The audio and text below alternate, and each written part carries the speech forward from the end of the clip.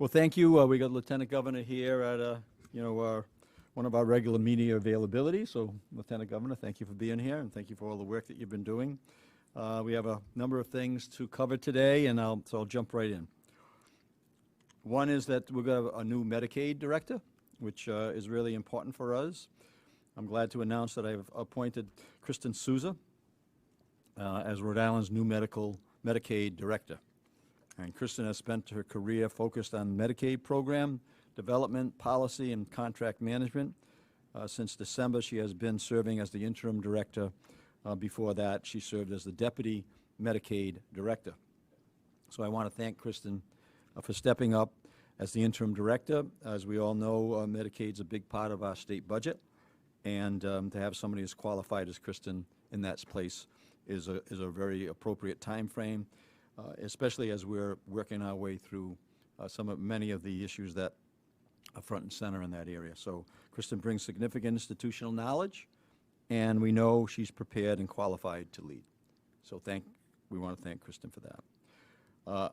In terms of a DHS transition support team, similar to what we did at the Department of Health, we have an update related to the Department of Human Services. Today I'm announcing that we are putting in place a strong team of leaders to support the transition at DHS while the search continues for a permanent director. You may have remembered that we organized a similar support team at the Department of Health, which has been very successful.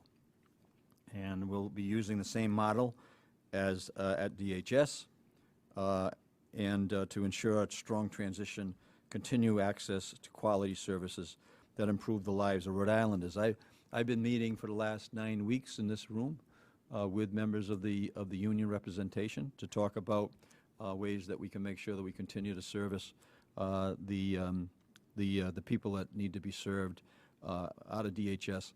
And in particular, there's going to be a re-enrollment, a recertification that's going to happen on all the SNAP programs.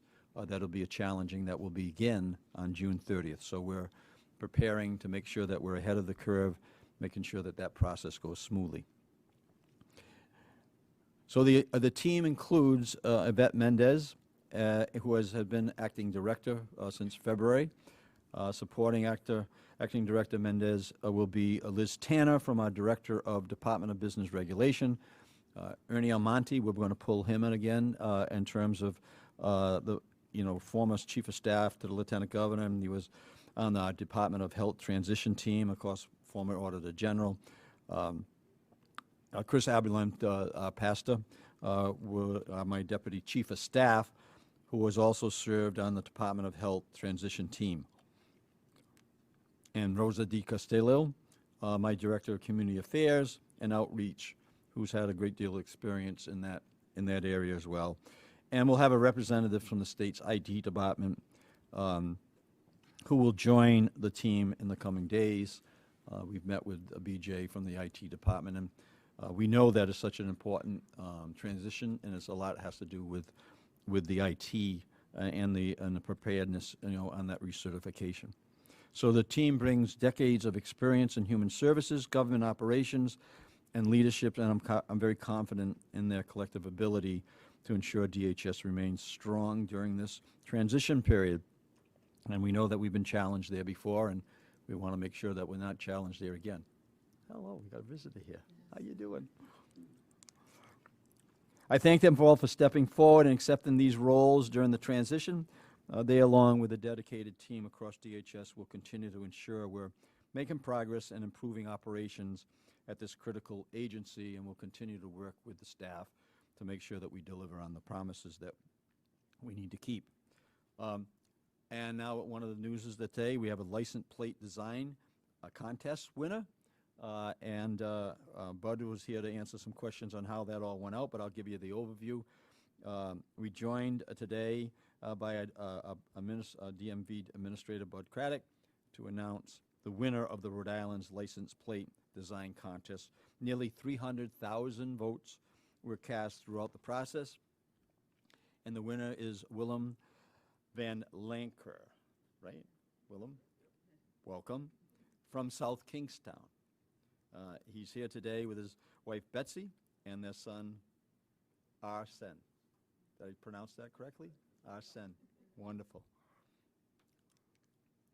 Willem's reimagined the wave plate and pays tribute to the state's iconic wave design with a twist in many ways. It's a symbol of Rhode Island's evolution over the years. I'd like to invite him up to receive a citation that I think I have around here somewhere, Jonathan. Yes, no? We'll get that to him if we don't have it. Oh, we do have it here. Alana, thank you. And Willem will be available to give a little answers to any questions you might have at some point in time today or in the future, right, Willem? Yes. And then it's Arsen. Arsen. Like our son? Arsen. It's French? Nice. Well, this is a special recognition, Willem, in gratitude of your artistry and dedication in submitting the winning design for Rhode Island's license plate contest. Your reimagined wave plate pays homage to the state's iconic design with the elevated twist that is symbolic of Rhode Island's evolution over the years. So we're, on behalf of the people of the state of Rhode Island, I just want to give you this certificate of recognition along with our Lieutenant Governor. Congratulations. And congratulations, and thank you for stepping up. It was a very successful program. Yeah, we can get over towards the plate. Is that okay? Sure. Why don't you come on in? Okay, thank you. He'll remember what's going on in a few years, right? Yes, great.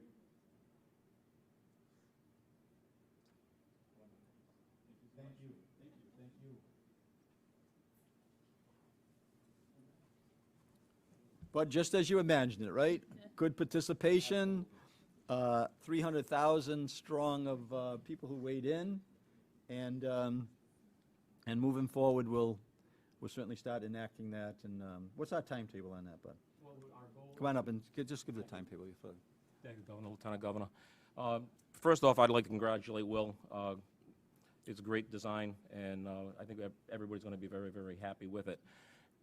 It was not an easy process. We had a lot of creativity with the submissions that we had. As you know, we had close to 940 submissions by 369 individuals. And it was a tough process for the team of the DMV to winnow it down to the 5 finalists. But I think the people of Rhode Island got it right. As the governor said, close to 300,000 people voted.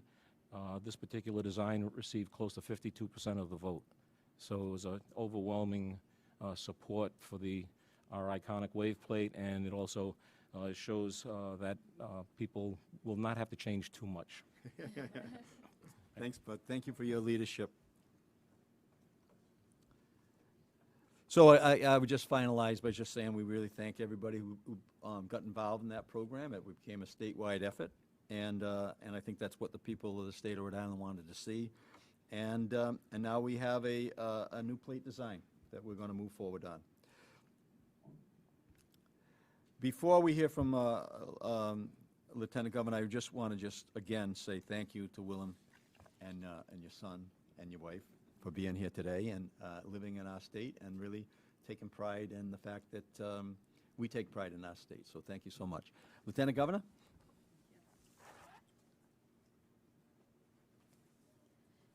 Good afternoon. Congratulations again. I just want to give a brief update from my office, and then I turn it back to the governor for questions. First of all, I would like to welcome and introduce my new chief of staff, Yvonne Graf, who's here today with us. Yvonne comes from, have more than 20 years of public service leadership experience. She has experience working in education policy, community development, and land use, and public and environmental health and open government. She worked before as the senior deputy chief of staff for the Providence City Council, and also as a director of policy and planning for the Providence School District. I'm very happy to have her join the team and looking forward to the work we're going to do together. Second, I would like to just do a quick update, highlight on my visit to DC last week to the conference of the National Lieutenant Governors Association. me, together with a few others of the Lieutenant Governor, we had a great opportunity to visit the VP, Kamala Harris. And we were also to hear about her priorities, and also had the opportunity to check in with the Secretary of Transportation, Pete Buttigieg. I was able to highlight to them both the great work that Rhode Island is doing to accelerate our infrastructure work, thanks to the funds that we're going to be receiving from the bipartisan infrastructure law.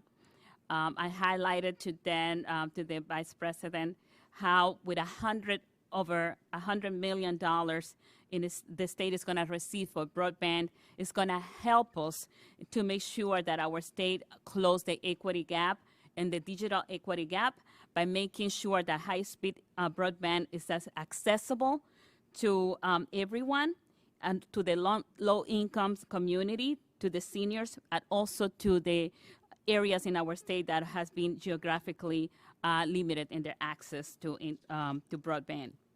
I also was able to share with the Secretary of Transportation Buttigieg the impact that $576 million that we are receiving is having and helping accelerate our work, our projects. About 100 projects are being accelerated that translate to $2.2 billion. And this is going to be on an average of 4 years sooner in completion that we're going to have. I also took this chance to invite them to Rhode Island and tell them to come here and see the great things that are happening here in the Ocean State. Also, another thing that I was able to participate was I have to moderate a panel talking about the definition of homelessness, which is a topic that is very close to me. I have been doing a lot of work here in the state about that. The definition from HUD perspective, and was able to learn more about there is more room for what we can do with the current definition, but I'm also looking forward to having more conversations with the Secretary Fuchs of HUD to see how we can make changes and improve. Finally, I just want a couple reminders to everyone. We are in the tax filing season. April 18 is the deadline here. And of course, I want to make a pitch and remind all of you to consider to making a donation to the Rhode Island Military Relief Fund, which provides direct relief for the military families in need. This is an area that my office works closely with, and we just want to encourage you to consider making a contribution. It could be deducted automatically from your refund. Finally, just a reminder to everyone that the Rhode Island Rebound Hospitality Grant, the deadline is today at 11:59, so you have until 11:59 today. If you have not submitted your application, please make sure you do it. This program provides direct payment for businesses and organizations that suffer a significant negative impact because of the COVID-19 pandemic.